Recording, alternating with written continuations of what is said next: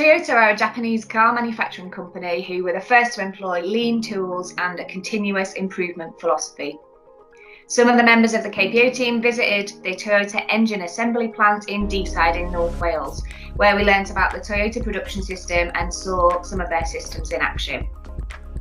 Hello, I'm Rachel Bickerdike and I'm a KPO specialist in the KPO team. Hello, my name's Sophie Williams, also a KPO specialist at Leeds Teaching Hospitals. So, Sophie, why should we care about what Toyota are doing? So our partnership with Virginia Mason, who adopted the lean methods from Toyota, are world class, aren't they, really, in terms of healthcare? So, and we're only 5 years into our journey, so, small steps towards lean transformation. And a trip to Toyota was something that we thought we could, be really valuable to learn from. Definitely. And Toyota is still outstanding in terms of, even amongst other car manufacturing companies, they are top of the game. And there's loads of literature about why other people haven't been able to embody what they do to the same degree. But we've had like you say, the support of Virginia Mason to translate what they do into healthcare. Sure, yeah. It was really a pleasure to be part of it, wasn't it? Absolutely, yeah. Okay. So what struck you, Rich, as different about Toyota to some of the other organisations, or as different to the NHS? So I think it was the culture overall, the focus on continuous improvement and empowering the staff there to make their own change and for everybody to be as valuable as each other, I suppose. Definitely. So the Toyota production system triangle has got people development at the centre, which I think is really key. And it's that kind of thing of like, we don't want people to come into work and like just take their head off. And some of the tasks at the engine plant were quite tedious, quite monotonous. But the focus was around staff being really alert and focused. And if a problem happened, then that individual person was empowered to do something about it, to fix it straight away. Do you remember the example about the pliers? It was something really simple, wasn't it, that somebody had suggested, and then they just implemented it for everybody. And it was really low cost. It was literally some masking tape around the pliers or something that was really just quick and crude, as they say, to try out whether it worked or not. Definitely. So also, Rachel, there was the great bit about, removing waste, and all members were focused on removing waste and not cost. And waste being MUDA, obviously, that was all. Oh, everybody could remove waste. Yes, all members were responsible for removing waste.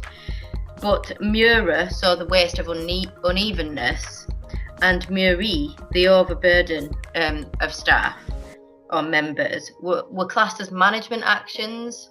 So the staff on the shop floor, if you like, the members on the shop floor, didn't have to worry about whether things were uneven or if the next person along were overburdened. They just had to worry about waste they could physically do something about. And then the managers had the action, make sure everything, was level production.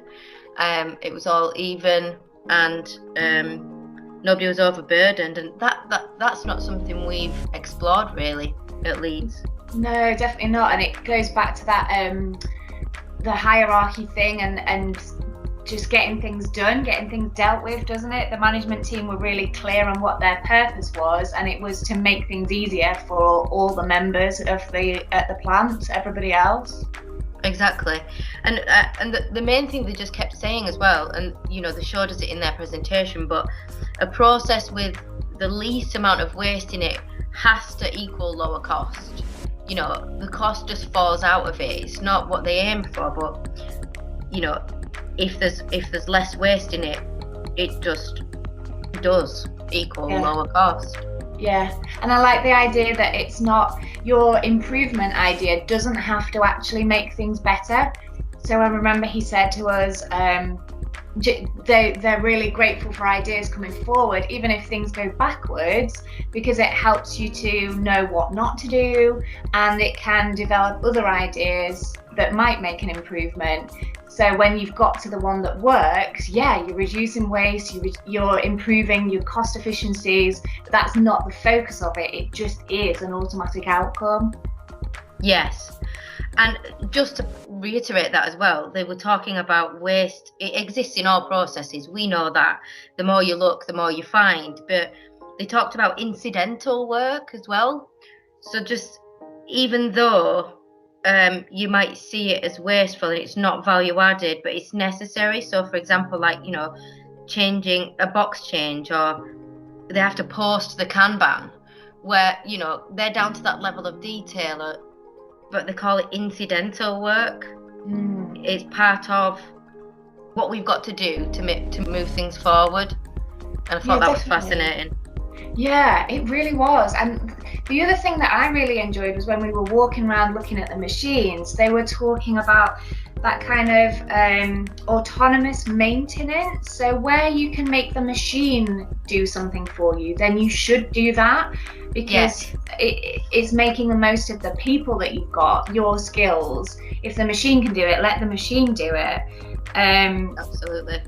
But yeah, and in terms of just maintenance stuff as well, so self-cleaning and things like that, there was a really simple example on one of the machines where the filter was being changed regularly by the members of the team, and I think the solution in the end was that they changed the type of filter, or they changed the way that you could get to it, because it was taking a lot of time to open the machine, go to the bits, and only a certain person could do it with the skills or that had done it before.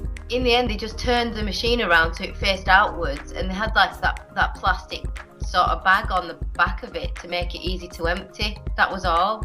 Yeah, it was really straightforward, but you wouldn't necessarily think, about turning the machine around or whatever. It's that spatial awareness thing as well, the 5S, going back to walking waste and all of it. Yeah, it was fascinating to see all the things that they'd put in place, that some were just so tiny, but they really make a big difference to the overall process. And for them in manufacturing, that's absolutely vital, because they've got to get so many cars off the line, or engines off the line. Yeah. The accountability associated with each of the stages, from ideas generation through to, improvement, is top class. Absolutely. And I think they had a takt time of one engine being assembled in 9 seconds. Every 9 seconds an engine comes off the line. So they really have to focus on meeting those targets and not messing around with it. And for us, it's kind of, we're never going to have one patient every 9 seconds or 9 minutes or whatever, but there's something that makes you think more about how we can make a quality experience, a safe experience for patients that come to us, by removing some of the faff that we have in our processes. And just to create, it paints a picture, doesn't it, about creating that sense of urgency, that we're not happy with, necessarily with the processes that we're involved in now, and could we do it differently? Yeah. And yes, we're striving for perfection, but the people make mistakes. So Toyota is just sort of company to aspire to, isn't it? Like, definitely, the way they develop their people in that sense. Yeah, and the way that the system lets the people down. So the process allowed me to make a mistake, and if that's happening, we need to improve the process. Yeah, and not the process, not the people. Exactly, yeah. Process, not the people. I thought the culture was really different. So the managers say, "Thank you for bringing me a problem," and it's encouraged that people bring things that have gone wrong, because they see it as an opportunity for improvement rather than a problem. And everything was really transparent, wasn't it? And like, there was no hiding problems. Everything was out in the open. Yeah. And do you remember that cabbage patch? So they called it a cabbage patch, and it was literally just a table, and any of the parts that had gone wrong from the manufacturing machine, they took out of the system so that it wasn't causing any more errors, but they'd put it out and then they'd spend time standing around the table identifying what the problem was and thinking of solutions. Things could be like just picked up in flow as well, so the response of the supervisor when they stopped the line or slowed the line was fascinating. You know, we don't have anything that is that responsive and reactive, really. No, absolutely. It probably takes us months to fix a problem in NHS. Many it was meetings interesting as well. Yeah, exactly. Loads of meetings.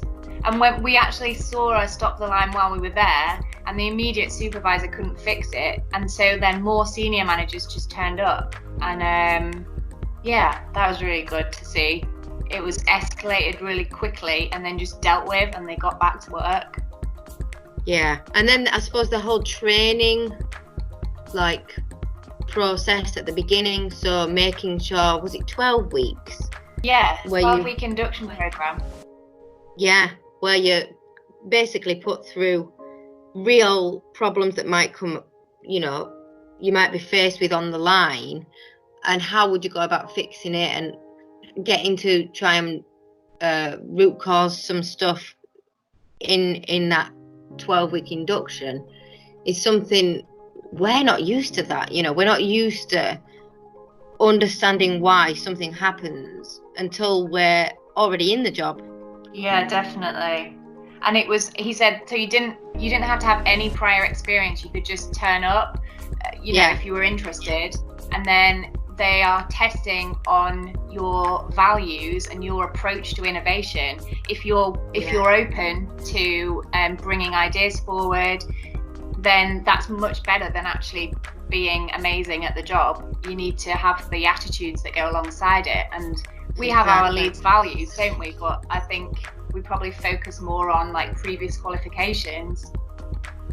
Yeah, it was fascinating to see that bit, because as well they gave him the option, didn't they, to say, to sort of opt out as well, you know, if it weren't for them, and actually it didn't come naturally to them to change or to innovate quickly. They were given the option to jump ship at that point. Yeah, it's not right for you and it's not right for us, so here's your time now to go. Yeah, because he said as well, like the manufacturing plant, they're producing engines. It's really boring work in terms of the process. It's the same every day, so you've got to be able to put up with that, as well as having that notion that if something does go wrong, you're the one that's got that's been empowered to fix it. Yeah, definitely. I did notice there wasn't much girl power going on though. We could have had a bit many more. Women were there. No. So one of the things I wanted to do as soon as we left was apply to work there, because A, there was no women, so bring it on, and B, they have a competition around ideas. So if your innovation, your solution to a problem that the organisations have been facing, if you win can you remember what the competition was? I just remember that the prize was that you got to go to Japan, and that sounded amazing. It was their daily Kaizen or something, and if you, was it something to do with yours got picked out of anybody could have won it, you know, as well. It was the whole plant that got the opportunity, and if you'd go as a team to Japan, I mean, come on, I'd work there just for that. Yeah, definitely. Amazing. So we've talked about some good stuff. We've talked about people at the centre. So what can we bring to Leeds? What would be the first thing that we could do to bring what we've learned at Toyota to Leeds? So I think we could work with the Innovation Centre on our whole strategy of innovation, because, you know, we don't really have anywhere to store and celebrate ideas other than really local teams at people link level, you know. Yeah. So what about organisational wide, NHS wide, where are these ideas and great innovation, strategies celebrated? That would link to what my answer would be as well, about making waste visible, like empowering everybody to identify waste in their own workplace. Yes. And then empower, like giving the managers the courage to support staff to do something about that themselves. This isn't a system where we pass problems upwards and then forget about them. It's a problem. It's a system where we support each other to improve things ourselves. The standards as well. It's their daily management, I suppose, isn't it?